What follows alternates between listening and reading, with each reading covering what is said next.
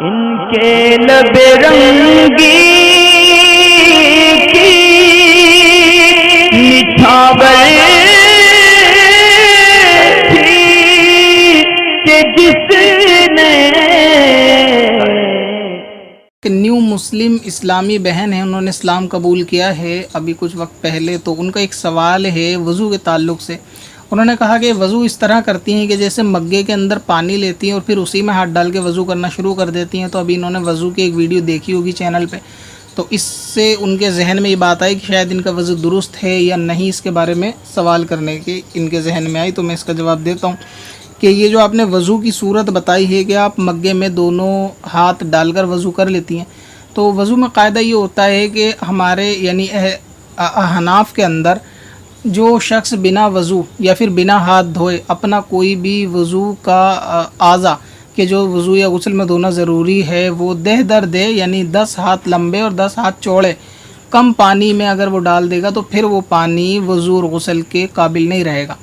مثال کے طور پہ اگر کوئی ایک بالٹی ہے، اگر وہ اس نے صاف پانی بالٹی میں بھرا ہے اور کوئی شخص ایسا ہے کہ جس کا وضو نہیں ہے لیکن وہ شخص پاک ہے، تو اگر اس نے اس میں ہاتھ ڈال دیا، انگلی ڈال دی، یہاں تک کہ ناخن بھی ڈال دیا، تو اس بالٹی سے نہ غسل ہو سکتا نہ وضو ہو سکتا. ٹھیک اسی طرح اگر جو چھت پہ رکھی جانے والی 500 لیٹر کی ٹنکی بھی ہوتی ہے، اگر کوئی اس میں بھی ہاتھ ڈال دے تو پھر وہ بھی قابل وضو اور قابل غسل پانی وہ نہیں رہے گا کہ اس کو استعمال شدہ پانی کا حکم دیا جائے گا. اور 10 ہاتھ لمبے چوڑے سے مراد یہ ہوتا ہے کہ کوئی 10 ہاتھ یعنی بیچ کی انگلی سے لے کر کوہنی تک لمبائی 10 ہاتھ تک، اسی طرح چوڑائی 10 ہاتھ تک. جیسا آپ نے عموماً مسجدوں میں، بڑی مسجدوں میں حوض دیکھے ہوں گے کہ جس کے اندر لوگ ہاتھ ڈال کے وضو کرتے ہیں، تو وہ کیونکہ 10 ہاتھ لمبے چوڑے سے زیادہ ہوتے ہیں اس لیے ان کا پانی مشتمل یعنی استعمال شدہ نہیں مانا جاتا، اس میں ہاتھ ڈال کے وضو کرنا جائز ہے. مگر کیونکہ اتنے بڑے حوض گھروں میں نہیں ہوتے اور وہ ٹنکی بھی حوض کے برابر نہیں ہوتی، تو یہ جو مگا، لوٹا، بالٹی یہ سب ہوتے ہیں، ان کے اندر اگر کوئی شخص بنا ہاتھ دھوئے ہاتھ ڈال دے گا یا بے وضو شخص ہاتھ ڈال دے گا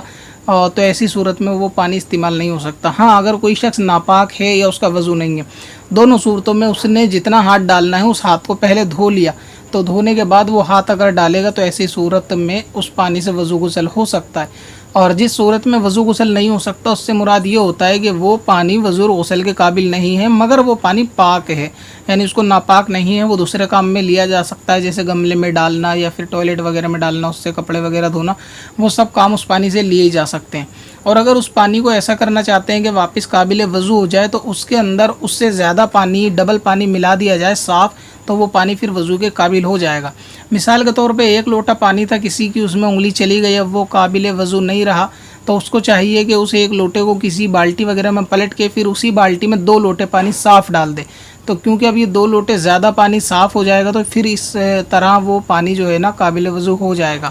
لہٰذا آپ نے جو صورت بتائی ہے کہ آپ نے پانی کا بھر کے ڈونگا لیا اور ابھی وضو کرنے بیٹھی ہی تھی کہ آپ نے ہاتھ ڈال کے اس کے اندر سب سے پہلے ہاتھ دھوئے ہوں گے، تو جیسے ہی آپ نے ان ہاتھ کو یعنی بے وضو والے ہاتھ کو بنا ہاتھ دھوئے اس ڈونگے کے اندر ڈالا ہوگا تو وہ پانی پھر ڈونگے کا قابل استعمال نہیں ہوگا، یعنی پھر اس پانی سے وضو نہیں ہو سکتا. اس میں آپ کو ایک صورت یہ کرنی چاہیے کہ وضو کرنے سے پہلے اگر آپ کو اس طرح ڈونگے میں ہاتھ ڈال کے دھونا ہے، وضو کرنے سے پہلے آپ اپنے گٹوں تک کلائیاں